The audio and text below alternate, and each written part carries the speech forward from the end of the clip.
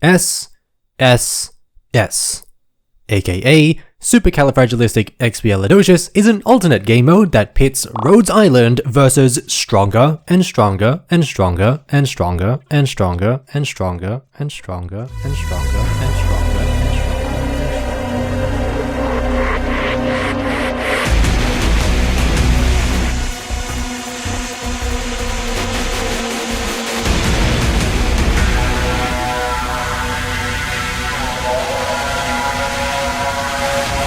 Stationary security service has been controversial ever since that time Beethoven made music for a BL game. Most people hate SSS.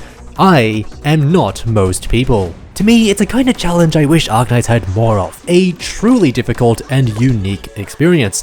It's just a shame that the ultimate rewards were inconsistent. The reception to SSS has been so negative that Hypergriff changed it twice.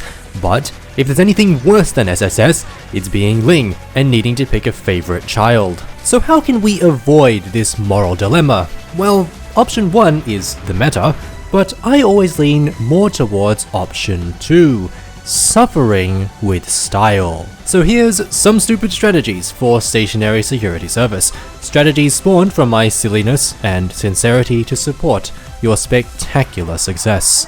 First up, the meta. I recommend a strategy that goes a little something like this. Two birds and a dog walk into a bar. One of the birds says, "I'll have a coffee, no milk thanks." The other bird smoothly tosses a coin into the jukebox from the far side of the room, which starts playing. And the dog says, "Fuck off mate, I'm a cat, you." This combo relies on Vanguard A and Sniper A. Vanguard A is the best buff, period. Not only do Vanguards fund your questionable financial decisions, you also get 100% attack and a nuclear reactor. 5 stacks of Sniper A is equivalent to a golden chalice with 143 ingots, and attack speed is the big funny. G-Man can permanently freeze almost everything, including his own personality. G-Woman tickles the enemy from afar to the point of a sexual awakening, and I promise I won't make another forehead joke. Irene is undoubtedly the best operator in SSS. If you're borrowing someone, Ice and electric types are cool, but you're forgetting about the most powerful type combo, Gun and Spanish. Crowd control, AoE damage, ignores half the defense, and for the connoisseurs, you get to listen to Lizzie Waterworth's wonderful voice for about an hour. Sea Terror! Oh, it's you. But enough about this. This isn't really fun. This is a coping mechanism. So, onto a strategy I like to call My Favorite Pokemon is Lantern, featuring I am the storm that is approaching, and I'm now only 40% sure that I don't swing that way. Lightsea's carry potential is bolstered by her fantastic module that improves the slow and gives SP on hit, which makes for a really clickbaity thumbnail. Now I get it, if you're suffering, you probably don't have modules. But it's not necessary, and plus, most of her power comes from the validation you feel having leveled her all those years ago. Lightsea, however, is not a solo carry. She lacks the massive damage and AoE to subdue all 15 of her thirsty fans. Enter Mizuki. Mizuki's multiple girthy appendages pour damage onto hordes and bosses alike, kinda like how I let him pour his steaming hot. Now you might have noticed that this strat is actually just Gyrenge in disguise, and that's because Vanguard A, just like Bagpipe, really puts the A in fucking overpowered. Now, somewhere in the run, I also recommend picking up a wall. Not that kind of wall, this kind of wall. Because the only thing standing between Mizuki and the blue box is my frail sense of heterosexuality. And with that, I wish you the best on your future endeavors. This next strat is something I call Invincibility Lies in the Obtains 1 curse stall, can store up to 1, reduces the attack and defense of enemies around the curse stall by minus 50%, lasts for a maximum of 15 seconds. In this one, we're abusing the fact that Shamade and her doll Mort are absolutely cracked, which also explains why Irene is so damn good. Her explosive bullets are actually mortar shells. Gaviolta's Soul of the Jungle is essentially 50% damage reduction. Coupled with defense buffs, half attack enemies, and some healing, she can't really die.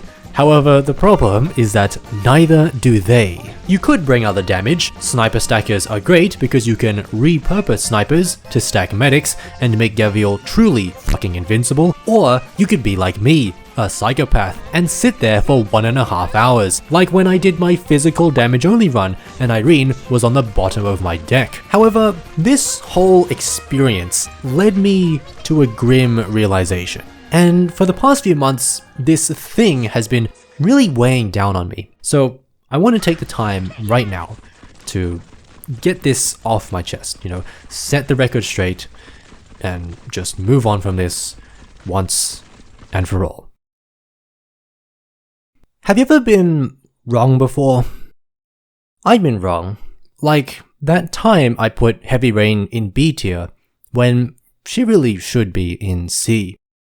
That time I said Granny was bad, when I should have said it 10 more times because people just didn't listen. That time I accused Bagpipe of vehicular manslaughter, when in reality it was a premeditated attack. That time I said Blemishine's skill 3 healing was overkill. So yeah, have you ever been wrong before? I'm not going to go into this because I made a video about it, and even in SSS, this is still completely unnecessary. At any rate, it's probably easier than spending 12 operators just to set up another stupid thick joke. What I'm trying to say is that 5 Defender Gaviol is a fantastic way to fill up the time between right now and the heat death of the universe. I wish you the best on your future endeavors. Wait, no, there's actually a warning that I have to give you here. If you're using Whisperrain with 200 attack speed, turn your volume down, because otherwise you will be tormented for hours on end by this sound. This sound actually appeared in a dream I had that night. I'm serious. It's a problem. Finally, there's one more big strategy I want to talk about. I call it, Mum, can we get Vanguard A? No, we have Vanguard A at home. Caster A is identical to Vanguard A. The problem is that stacking casters is a luxury only billionaire playboys can afford, which is why I decided to give it a go. Casters are the spice of life, and the buff is well worth it because of a particular operator that happens to work really well. W suddenly becomes a solo carry operator when you give her some spice. So much spice, in fact, that it gives her explosive diarrhea and she shits out bombs to no end. Combine her long stuns with some other utility and you'll soon realize why terrorist is a job title at Rhodes Island. I wish you the best on your future endeavors. I also want to quickly mention the most painful strategy I tried, which didn't deserve a spot on its own, 5 guard B Surta, which was painful because it was basically the invincible strat, except you needed to set up the medics first because Surta hates existence. This ultimately meant 2 5 sniper medics and a Skolta just to barely keep her alive, which turned into 11 snipers, 5 guards, the medics, Surta, vanguards, and someone who didn't hate life, so I couldn't draw anything, and when I did, it was always jack shit. And I didn't get activation valves, so I suffered until LT8, where Gaviol literally soloed the entire stage because Surta, like me, was at the bottom. But then I finally got her, and I Surted the boss. And it was so fulfilling, and interesting, and fun, and exciting, and I just can't wait to do it again. But that's about all the strategies I have to share with you at this moment. However, let's now have a little chat about exactly what happened to SSS. You see, SSS changed. For the better, really. I've seen many people absolutely loving the changes. The decks are way more consistent, the stat scaling is not as harsh, and the equipment actually has a tooltip explaining what it fucking does. A lot of wacky strategies work now because the barrier for entry isn't as high, and for new players just getting to endgame, they'll be able to get their hands on 10% physical dodge just a little bit earlier. For 99% of people, SSS is better. It's easier. It's not as much of a chore.